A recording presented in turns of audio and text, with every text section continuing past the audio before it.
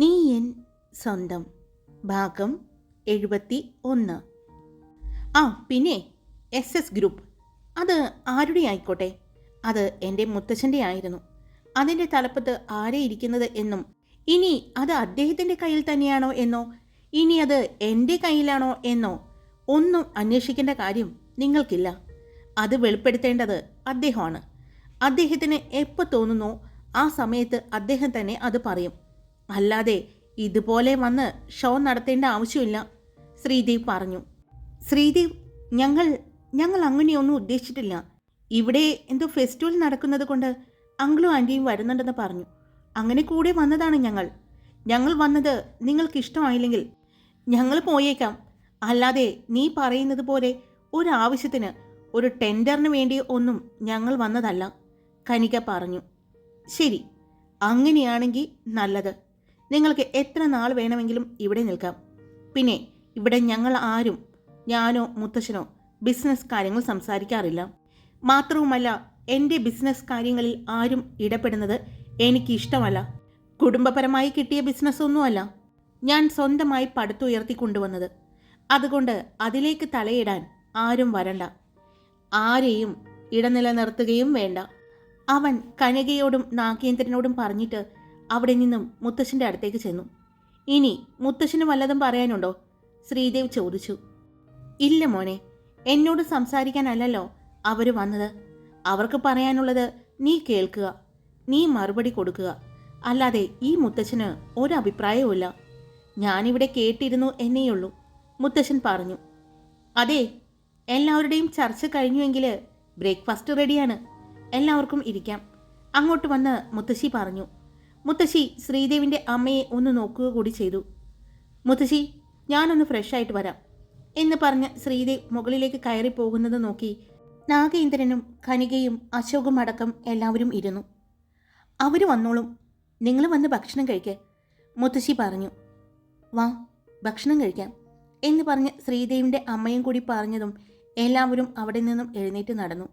അവർ അവിടെ നിന്ന് എഴുന്നേറ്റ് നടക്കുമ്പോഴും മുത്തശ്ശൻ അവിടെ തന്നെ ഇരുന്നു. മുത്തശ്ശൻ ഇരിക്കുന്നത് കണ്ട് മുത്തശ്ശി മുത്തശ്ശൻ്റെ അടുത്തേക്ക് ചെന്നു. നിങ്ങൾ വരുന്നില്ലേ കഴിക്കാൻ? മുത്തശ്ശി ചോദിച്ചു. ഇല്ല, ഞാൻ കുട്ടികളുടെ ഒപ്പം ഇരുന്നോളാം. നീ അവർക്ക് കൊടുക്ക്. അതിഥി ദേവോ ഭവ എന്നല്ലേ പറയുന്നത്. അതുകൊണ്ട് അതിഥികളെ സൽക്കരിക്ക്. അത് കഴിഞ്ഞിട്ട് നമുക്ക് സ്വസ്ഥമായിട്ടിരുന്ന് കഴിക്കാം, മുത്തശ്ശൻ ചെറു പുഞ്ചിരിയോടെ പറഞ്ഞു. ഇതെന്തിനാ ഇത്ര രാവിലെ തന്നെ ഈ കാര്യങ്ങൾ ഇവിടെ ചർച്ച ചെയ്തത്? മുത്തശ്ശി ചോദിച്ചു. ആര് ചർച്ച ചെയ്തു? ഞാനും ശ്രീയും ഇതിനെപ്പറ്റി ഒന്നും പറഞ്ഞിട്ടില്ല. അവർ തന്നെ ഇങ്ങോട്ട് ആവശ്യപ്പെടുകയായിരുന്നു ശ്രീയോട് സംസാരിക്കണമെന്ന്. അതുകൊണ്ട് അവൻ ഇരുന്ന് കൊടുത്തതാണ്. അവർക്ക് പറയാനുള്ളത് അവർ പറഞ്ഞു, ശ്രീക്ക് പറയാനുള്ളത് അവനും പറഞ്ഞു. എന്തായാലും വന്നപ്പോൾ തന്നെ ആ സംസാരം തീർന്നത് നന്നായി. പിന്നെ ഞാൻ നിങ്ങളോട് മുന്നേ പറഞ്ഞിട്ടുള്ളതാണ്, ബിസിനസ് കാര്യങ്ങൾ ആ പടിക്ക് പുറത്ത് വെച്ച് സംസാരിക്കണം എന്ന്.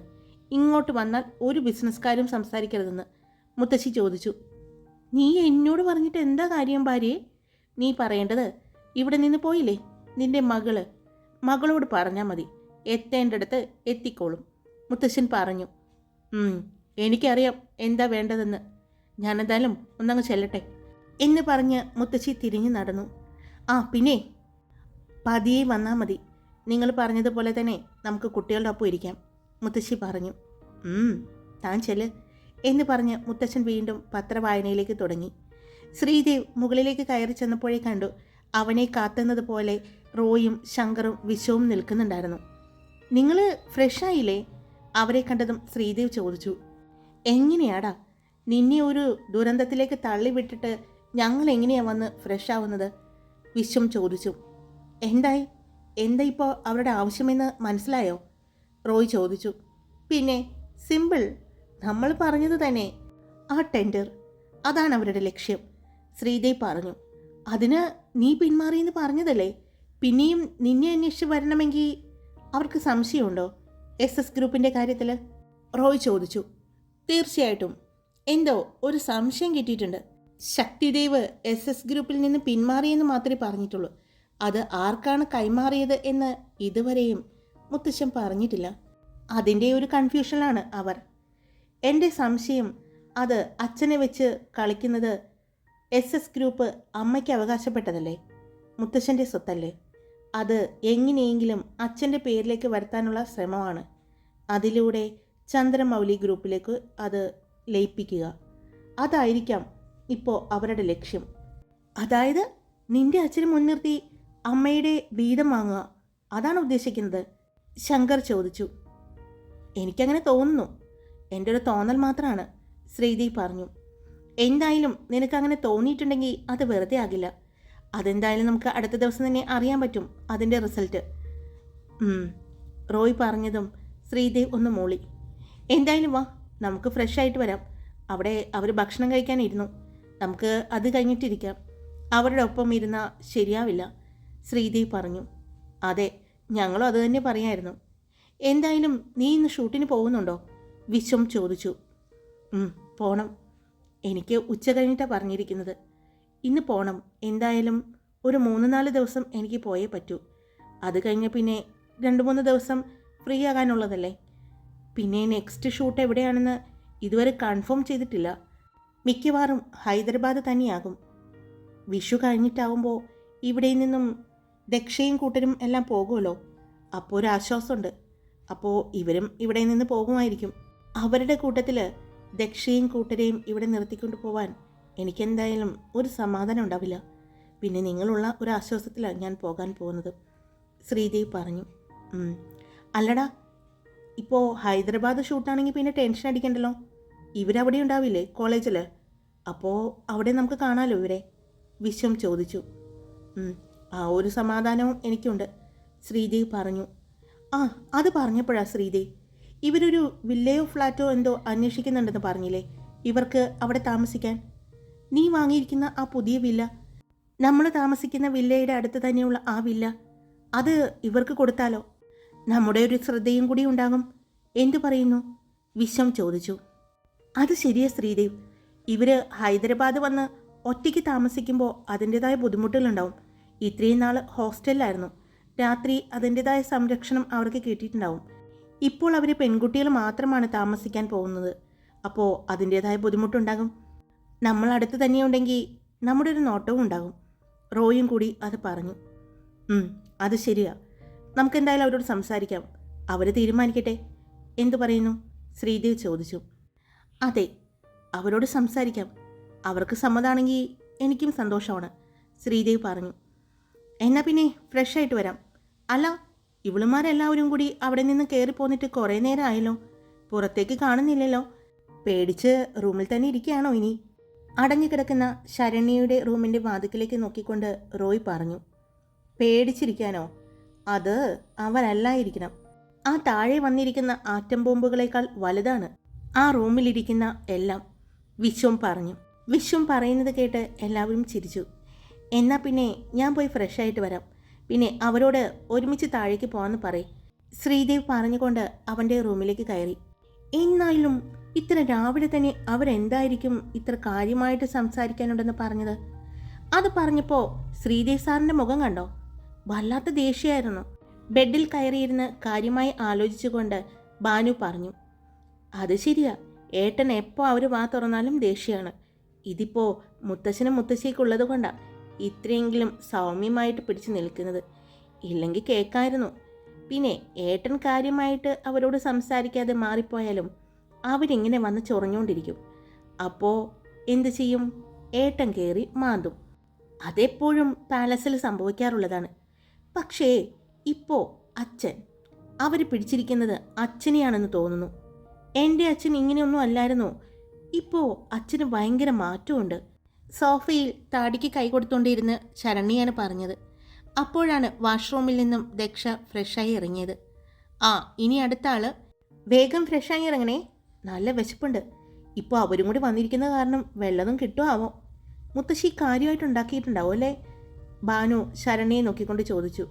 പിന്നെ കാര്യമായിട്ടുണ്ടാക്കിയിട്ടുണ്ടാവും. മുത്തശ്ശിക്ക് ഭക്ഷണമൊക്കെ ഉണ്ടാക്കാൻ ഒത്തിരി ഇഷ്ടമാണ്. അതിലെല്ലാം മുത്തശ്ശിയുടെ കൈ എപ്പോഴും ഉണ്ടാകും.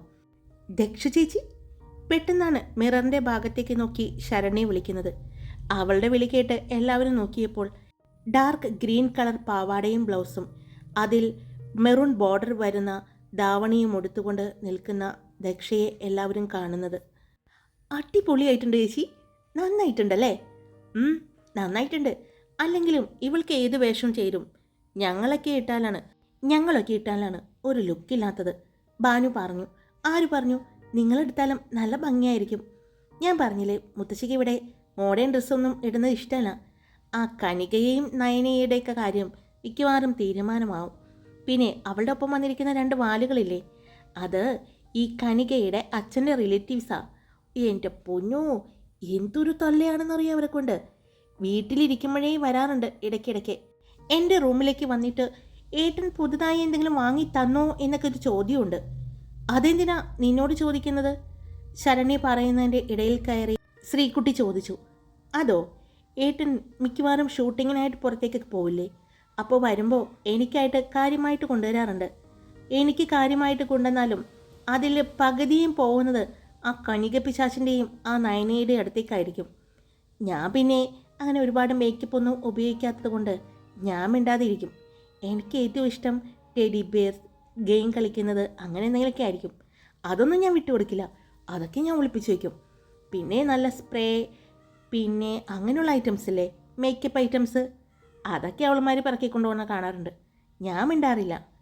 എൻ്റെ പൊന്ന് കൊച്ചേ, അതെല്ലാം ബ്രാൻഡഡ് സാധനങ്ങളായിരിക്കും. അവളുടെ അടുത്ത് വന്നുകൊണ്ട് ശ്രീകുട്ടി പറഞ്ഞു. അതെ, ഏട്ടൻ എന്നോട് പറഞ്ഞിട്ടുണ്ട് എല്ലാം ബ്രാൻഡഡ് സാധനങ്ങളാണെന്ന്. പക്ഷേ എനിക്കെന്തോ അതിനോടൊന്നും ഒരു താല്പര്യമില്ല. കൂടിപ്പോയ ഒരു ലിപ്സ്റ്റിക്ക്, പിന്നെ ഒരു പൊട്ട്, ഇത്രയേ ഞാൻ ഉപയോഗിക്കാറുള്ളൂ. പക്ഷേ എപ്പോൾ പോയിട്ട് വന്നാലും ഏട്ടനൊരു കുന്ന് കണക്കിന് സാധനം വാങ്ങിക്കൊണ്ടെന്ന് തരും. അത് അവളുമാർ വന്ന് തൂത്ത് പിറക്കി കൊണ്ടുപോവുകയും ചെയ്യും. എൻ്റെ റൂമിൽ നിന്നും അത്രയും സാധനങ്ങൾ പോയല്ലോ എന്നുള്ള സമാധാനത്തിലായിരിക്കും പിന്നെ ഞാൻ. അവൾ പറഞ്ഞു. ഇതാ പറയുന്നത്, എറിയാൻ അറിയുന്നതിൻ്റെ അടുത്ത് വടി കൊടുക്കില്ല എന്ന്. നമ്മളൊക്കെ ഒരു ബ്യൂട്ടി പ്രോഡക്റ്റ് വാങ്ങണമെങ്കിൽ, അതും ബ്രാൻഡഡും ക്വാളിറ്റി ഉള്ളതുമായ എന്തെങ്കിലും ഒരു സാധനങ്ങൾ വാങ്ങണമെങ്കിൽ 4000 മുതൽ 10,000, 15,000 രൂപ വരെ കൊടുക്കണം. ശ്രീദേവ് സാറ് എന്തായാലും വില നോക്കാതെയായിരിക്കും സാധനങ്ങൾ വാങ്ങുന്നത്. അതാണ് ഈ പൊട്ടിക്കാളി എടുത്ത് അവർക്ക് കൊടുക്കുന്നു പറയുന്നത്. സമ്മതിക്കണം മോളെ, നിന്നെ സമ്മതിക്കണം. ശ്രീകുട്ടി വീണ്ടും പറഞ്ഞു. അത്യാവശ്യം അവരുടെ കൂട്ടത്തിൽ ശ്രീകുട്ടിക്കാണ് മേക്കപ്പ് ഐറ്റംസിനോടൊക്കെ താല്പര്യം കൂടുതൽ. അവളത് നല്ല കാര്യമായിട്ട് വാങ്ങാറുമുണ്ട്. കൂട്ടുകാരിൽ അത് പരീക്ഷിക്കാറുമുണ്ട്. അതിൻ്റെ ഇരകളാണ് സാധാരണ ദക്ഷയും ഭാനുവും സാരംഗിയും ശ്രാവണിയുമെല്ലാം. ഇനി എന്തെങ്കിലും വാങ്ങുകയാണെങ്കിൽ നീ എറിയുന്നുണ്ടെങ്കിൽ എൻ്റെ അടുത്തേക്കൊന്ന് എറിയണേ, ഞാൻ ക്യാച്ച് ചെയ്തോളാം, ശ്രീകുട്ടി പറഞ്ഞു. ഇനി ഞാൻ ഉറപ്പായിട്ടും ചേച്ചിക്ക് തരൂ. അവളുമാർക്കിനി ഒരു പൊട്ട് പോലും ഞാൻ കൊടുക്കില്ല, ഉറപ്പ് എന്ന് ശരണ്യ ശ്രീകുട്ടിയുടെ കയ്യിൽ പിടിച്ച് പറഞ്ഞതും, ഓക്കെ, അപ്പോൾ ഇനി നീ എന്ത് സാധനം കിട്ടിയാലും എനിക്ക് തന്നേക്കണം, കേട്ടല്ലോ? ഉറപ്പ് എന്ന് ശരണ്യയും പറഞ്ഞു. അപ്പോഴേക്കും സാരംഗിയും ഇറങ്ങി. എന്നാൽ പിന്നെ ഇനി ഞാൻ എന്ന് പറഞ്ഞുകൊണ്ട് ശ്രാവണി വാഷ്റൂമിലേക്ക് കയറിയപ്പോഴാണ് ദക്ഷയുടെ ഫോൺ റിങ് ചെയ്തത്. ഫോണിൽ നോക്കിയതും മുത്തശ്ശിയായിരുന്നു. ഫോൺ എടുത്തുകൊണ്ട് അവൾ പുറത്തേക്കിറങ്ങി. നീളൻ വരാന്തയിലൂടെ ഫോണിൽ സംസാരിച്ചുകൊണ്ട് നടക്കുകയായിരുന്നു. മോളെ, രാവിലെ തന്നെ എഴുന്നേറ്റ് കുളിയെല്ലാം കഴിഞ്ഞോ? മുത്തശ്ശി ചോദിച്ചു. ആ മുത്തശ്ശി, ദേ കുളിയെല്ലാം കഴിഞ്ഞ് ഇറങ്ങി. രാവിലെ ഒന്ന് നടക്കാനായി പോയി. ഇവിടെ നല്ല ഭംഗിയാണ്, അതുകൊണ്ട് രാവിലത്തെ നടത്തം സൂപ്പറാണ്, ദക്ഷ പറഞ്ഞു. മോളെ, നാളത്തെ ദിവസത്തിൻ്റെ പ്രത്യേകത അറിയോ നിനക്ക്? മുത്തശ്ശി ചോദിച്ചു. പിന്നെ അറിയാതിരിക്കോ? ഞാൻ നാളെ രാവിലെ തന്നെ അമ്പലത്തിലേക്ക് പോയിക്കോളാം, പോരെ? പെട്ടെന്നാണ് ആരോ ദക്ഷയെടുത്ത് പൊക്കിയത്. അവൾ ശബ്ദമുണ്ടാക്കാൻ പോയതും അത് ശ്രീദേവാണെന്ന് അവൾ തിരിച്ചറിഞ്ഞു. അവൾ കിടന്ന് പിടയാൻ നോക്കിയിട്ടും അവളെ താഴെ നിർത്താതെ അവൻ അങ്ങനെ തന്നെ എടുത്ത് അവൻ്റെ റൂമിലേക്ക് കൊണ്ടുപോയി. റൂമിൽ കയറി അവളെ അങ്ങനെ തന്നെ എടുത്ത് ഡോറിനോട് ചേർത്ത് നിർത്തി. അവൾ എന്തോ പറയാൻ പോയപ്പോഴാണ് ഫോണിൽ നിന്നും മുത്തശ്ശിയുടെ ശബ്ദം കേൾക്കുന്നത്. ഫോൺ സ്പീക്കറിലായതും മുത്തശ്ശിയുടെ ശബ്ദം കേൾക്കുന്നുണ്ട്. അത് കേട്ടതും ശ്രീദേവ് സംസാരിക്കാൻ പറഞ്ഞു. ആ മുത്തശ്ശി പറഞ്ഞു. എന്തു പറ്റി മോളെ, എന്താ? മുത്തശ്ശി ചോദിച്ചു. ഏയ് ഒന്നുമില്ല മുത്തശ്ശി, ഞാൻ ദേ മുടി അഴിച്ചിട്ടതാ, അവൾ പറഞ്ഞു. മോള് തല നന്നായി തുടച്ചോ? മുത്തശ്ശി ചോദിച്ചു. ആ, തുടയ്ക്കാണ് മുത്തശ്ശി, അവൾ പറഞ്ഞതും ഡോറിലേക്ക് ചേർന്ന് നിന്ന ദക്ഷയുടെ തലമുടിയിൽ കെട്ടിയിരുന്ന തോർത്ത് അവൻ അഴിച്ചു മാറ്റി. അവൾ അവൻ്റെ മുഖത്തേക്ക് നോക്കി. അവൻ കണ്ണുകൾ കൊണ്ട് സംസാരിക്കാൻ തന്നെ പറഞ്ഞു. മോളെ, നാളെ ഇപ്പോൾ നിൻ്റെ പിറന്നാളാണ്. മേടമാസത്തിലെ മകം. അതുകൊണ്ട് രാവിലെ തന്നെ അമ്പലത്തിൽ പോകണം, വഴിപാടുകൾ കഴിക്കണം. ഇവിടെ മുത്തശ്ശിയും അമ്മയും കൂടി അമ്പലത്തിൽ പോകുന്നുണ്ട്. ഇതിപ്പോൾ ആദ്യമായിട്ടാണ് നീ ഇല്ലാതെ നിന്റെ പിറന്നാളിന് എറണാകുളത്തപ്പനെ കാണാൻ വേണ്ടി മുത്തശ്ശി പോകുന്നത്, മുത്തശ്ശി പറഞ്ഞു. എന്നാൽ അത് കേട്ട ശ്രീദേവ് അവളുടെ കണ്ണുകളിലേക്ക് അത്ഭുതത്തോടെ നോക്കി. എന്നിട്ട് ആണോ എന്ന് പതിയെ തലയണക്കി. അവൾ അവൻ്റെ മുഖത്തേക്ക് നോക്കി പതിയെ തന്നെ തലയണക്കി. ഞാൻ ഇവിടെ പോയിക്കോളാം മുത്തശ്ശി, അവൾ പറഞ്ഞു. ആ സമയം ശ്രീദേവ് അവളുടെ കഴുത്തിലൂടെ ഒഴുകിയിറങ്ങുന്ന വെള്ളത്തുള്ളികളിലേക്ക് നോക്കി നിൽക്കുകയായിരുന്നു. മുടിയിൽ നിന്നും വെള്ളം ഒലിച്ചിറങ്ങുന്നുണ്ട്. അവൻ പതിയെ അവൻ്റെ കൈകൾ കൊണ്ട് അവളുടെ കഴുത്തിലൊന്ന് തൊട്ടു. അവൻ്റെ സ്പർശം അറിഞ്ഞതും അവളുടെ ശരീരം ഒന്ന് വിറച്ചു. അവളുടെ ശ്വാസഗതി ഒന്നുയർന്നു. ശ്രീദേവ് അവളുടെ കഴുത്തിലേക്ക് നോക്കി.